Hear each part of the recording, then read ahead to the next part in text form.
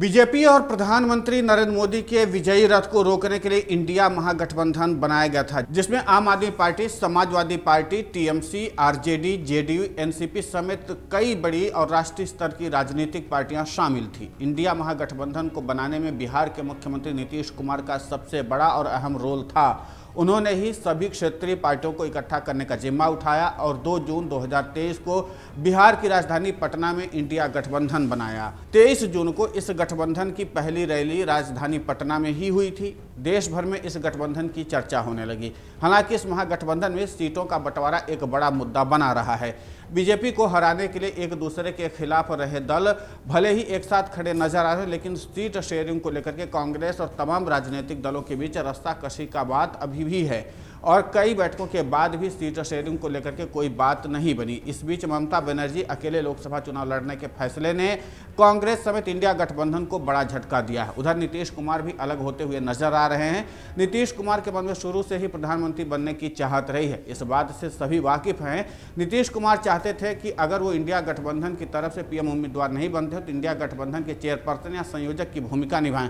संयोजक की भूमिका तब जब कोई चेयरपर्सन ना हो, यानी कि इंडिया गठबंधन की तरफ से अघोषित पीएम उम्मीदवार नीतीश को संयोजक बनाने के कांग्रेस भी तैयार थी। इसके लिए कांग्रेस ने 13 दूसरे दलों को भी मना लिया था, लेकिन ममता इसके लिए राजी नहीं थी। दिल्ली में जब इंडिया गठबंधन की बैठक हुई थी तब ममता ने दिल्ली के मुख्यमंत्री अरविंद केजरीवाल के साथ मिलकर के पीएम पद के लिए खड़गे के नाम को आगे किया, लेकिन खड़गे और कांग्रेस ने दोनों ने ही इससे इनकार कर दिया। इसके बाद जब खड़गे का नाम चेयरपर्सन के लिए तय किया गया तो भी कांग्रेस ने उससे भी इनकार कर दिया, क्योंकि उस सूरत में नीतीश कुमार संयोजक बनने को तैयार नहीं थे। दरअसल ममता जातिगत जनगणना और ओबीसी आरक्षण के मुद्दे पर अपने विरोध के चलते नीतीश की अगुवाई बिल्कुल भी नहीं चाहती थी। इसके बाद से ममता और नीतीश के मतभेद इंडिया गठबंधन के लिए समस्या बन गए। उधर टीएमसी सूत्रों के मुताबिक ममता बनर्जी नहीं चाहती थी कि लोकसभा चुनाव से पहले गठबंधन न किया जाए। ममता चाहती थी कि जुबानी तौर पर सभी एक दूसरे को समर्थन देंगे, यानी सभी दल अपने अपने राज्यों में अकेले चुनाव लड़ें और सिर्फ मौखिक रूप से एक दूसरे दल को समर्थन करें।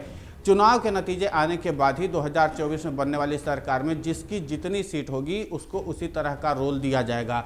ममता चाहती थी कि कांग्रेस 200 सीटों पर चुनाव लड़े और बाकी की सीटों पर क्षेत्रीय दलों के लिए छोड़ दिया जाए। जैसे ही इस बात की भनक कांग्रेस को लगी तो उसने अलग अलग अपनी स्क्रिप्ट तैयार कर ली। कांग्रेस ने ज़्यादा से ज़्यादा सीटों पर चुनाव लड़ने का मन बना लिया, लेकिन इसके लिए सहयोगी पार्टियां तैयार नहीं हुई।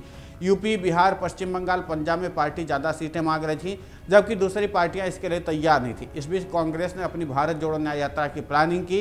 इसके लिए क्षेत्रीय दलों से बात करने के लिए कांग्रेस ने एक समिति का गठन किया, लेकिन यात्रा शुरू करने से पहले कांग्रेस के किसी नेता ने क्षेत्रीय दलों को पूरी तरह से भरोसे में नहीं लिया। सिर्फ एक पत्र के जरिए यात्रा के बारे में जानकारी दे दी। कांग्रेस के इस रवैये से नीतीश, ममता समेत तमाम दलों के नेता नाराज हो गए। बताया जा रहा है कि इसके बाद ही ममता बनर्जी ने सीएम नीतीश और केजरीवाल को साफ कर दिया था कि वो इंडिया गठबंधन के साथ मिलकर के लोकसभा चुनाव नहीं लड़ेंगी। आगे नीतीश और केजरीवाल की जो मर्जी है वो अपना फैसला ले सकते हैं। इसके बाद ही पंजाब में आम आदमी पार्टी ने सभी सीटों पर चुनाव लड़ने का फैसला कर लिया। आखिरकार इंडिया गठबंधन के धागे धीरे धीरे खुलने लगे, जिससे नीतीश भी पसोपेश में पड़ गए। उन्हें लगने लगा कि न तो उनकी लिखी स्क्रिप्ट को माना जा रहा है और न ही जिस इंडिया गठबंधन में उनका हीरो बनने का सपना पूरा हो रहा है। इसके बाद नीतीश ने एक बार फिर से पलटी मारने का मन बना लिया और उन्होंने इंडिया गठबंधन से खुद को अलग करने का दांव चल दिया। वैसे माना जा रहा है कि नीतीश कुमार ने जो स्क्रिप्ट लिखी थी वो वाकई में दमदार होती, तो अगर कांग्रेस समेत तमाम विपक्षी दल मिलकर इस स्क्रिप्ट के मुताबिक अपना रोल अदा करते तो नीतीश कुमार की स्क्रिप्ट चुनावी मैदान में बीजेपी को तगड़ी टक्कर दे सकती थी, जिससे 2024 में बीजेपी को झटका लगता। मजबूरी कहो या कुछ और, नीतीश कुमार बीजेपी के लिए फायदेमंद है।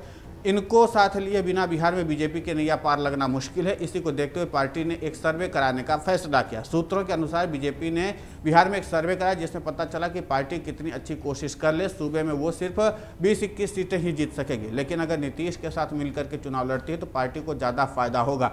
2019 का चुनाव बीजेपी ने नीतीश के साथ मिलकर के लड़ा था और इस चुनाव में बीजेपी और नीतीश के गठबंधन को 40 में से 39 सीटें मिली थी। इंडिया गठबंधन में सबसे बड़ा पेच सीटों को लेकर के ही फंस रहा था।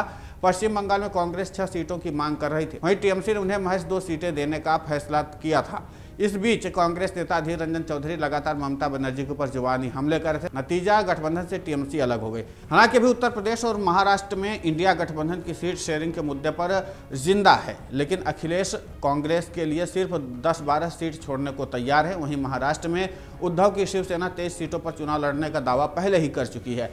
ऐसे में कयास लगाए जा रहे हैं कि आने वाले समय में यहां भी कांग्रेस के लिए मुसीबत खड़ी हो सकती है। लेकिन अब देखना दिलचस्प होगा कि इस सीट शेयरिंग का आखिर फार्मूला क्या निकलेगा और क्या इसी सीट शेयरिंग के मुद्दे पर एक बार फिर से इंडिया गठबंधन में बिखराव की स्थिति पैदा होती है। ये अपने आप में एक महत्वपूर्ण सवाल होगा।